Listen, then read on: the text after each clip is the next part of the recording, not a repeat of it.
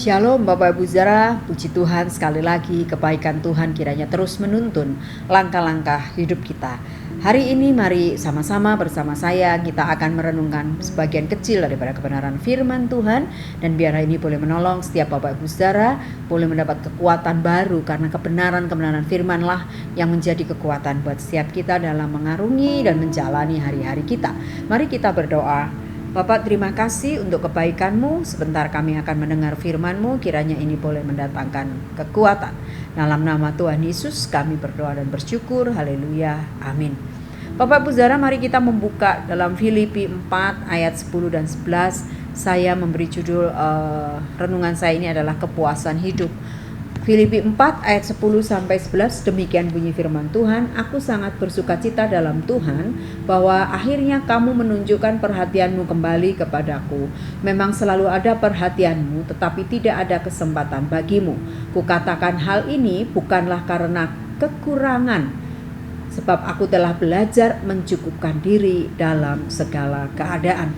Menarik Bapak Ibu, tulisan Rasul Paulus kepada jemaat di Filipi, bahwa dia berkata sebab justru apa yang dialami dalam hidup Rasul Paulus sebagai pelayan Tuhan, kita sudah sangat mengenal bagaimana perjalanan hidup dia sebagai seorang rasul. Dalam pelayanannya tidak ada hal yang gampang yang dia jumpai, dan Rasul Paulus rasanya orang yang selalu berhadapan dengan hal-hal yang tidak gampang, dan dia tetap lakukan dengan konsisten pelayanan itu, sekalipun tidak mendapatkan hal-hal yang seharusnya, karena dia sudah lakukan sesuatu yang luar biasa, dia mendapat imbalan yang sebanding. Tapi Rasul Paulus belajar dalam hidupnya, entah dia kelebihan atau dia kekurangan, dia belajar hal yang simpel ini yang saya kira tidak mudah loh Bapak Ibu Saudara. Dia katakan bahwa aku telah belajar mencukupkan diri dalam segala keadaan. Artinya kalau keadaan baik, ya dia juga tetap mencukupkan diri dalam keadaan baik, atau ketika kekurangan pun dia tetap juga mencukupkan diri dengan keadaan di tengah kekurangan itu. Itu yang tidak gampang Bapak Ibu. Ketika saya banyak mendengar atau banyak melihat lewat media sosial, banyak sekali orang yang merasa tidak pernah puas gitu akan hidupnya, karena dia merasa bahwa rasanya ini nggak cocok deh buat saya rasanya kurang deh kalau ini, aduh saya harus ke sana nih karena di sana mungkin jauh lebih baik dan lain sebagainya. Tapi Bapak Ibu, ada sebuah kalimat yang menyadarkan saya juga ketika melihat ada banyak orang yang kadang tidak pernah merasa puas dengan apapun yang dia dapat dalam hidupnya, sehingga dia selalu merasa pengen lebih dan lebih lagi. Ya tidak ada salahnya juga, tapi sepanjang apa yang dia lakukan itu adalah juga pada akhirnya tidak hanya untuk diri sendiri, tapi dia juga tidak lupa untuk melakukan kebaikan untuk orang lain juga. Tapi kalau kemudian hanya berpikir untuk keegoisan diri sendiri dan untuk kenyamanan diri sendiri, itu yang kurang baik. Di dalam 1 Tesalonika 5 ayat 18 dikatakan, mengucap syukurlah dalam segala hal, sebab itulah yang dikehendaki Allah di dalam Kristus Yesus bagi kamu. Jadi Bapak Ibu Saudara yang dikasih Tuhan, hidup kekristenan kita ini adalah sesuatu yang indah sebetulnya.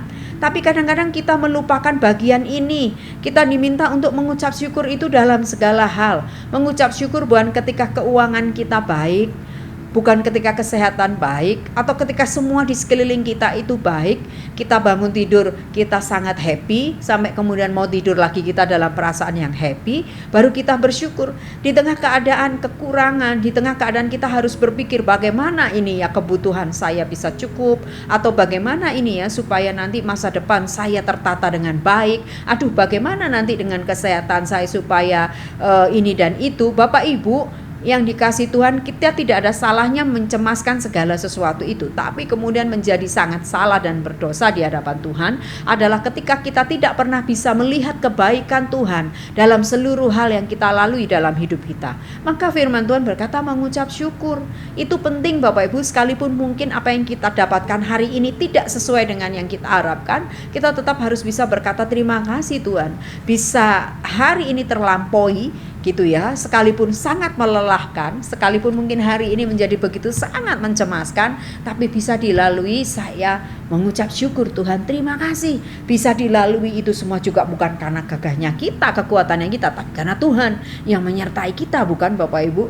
Nah Bapak Ibu saudara, rasa puas itu tidak akan selamanya itu akan menjadi bagian hidup kita kalau kita nggak berani berkata terima kasih kepada Tuhan. Apa yang menyebabkan ketidakpuasan kita tersebut? Apakah impian-impian kita yang tidak pernah tercapai, yang belum tercapai dan yang ingin kita capai? Ataukah keinginan-keinginan kita yang tidak terpenuhi membuat kita tidak puas dengan apa yang kita miliki saat ini?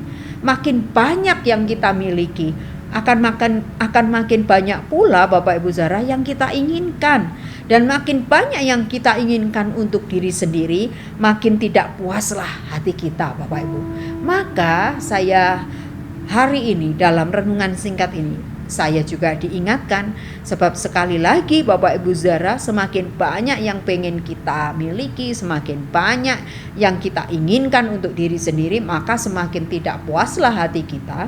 Maka hari ini kita belajar kembali diingatkan oleh kebenaran firman, mari kita mengucap syukur dalam segala hal.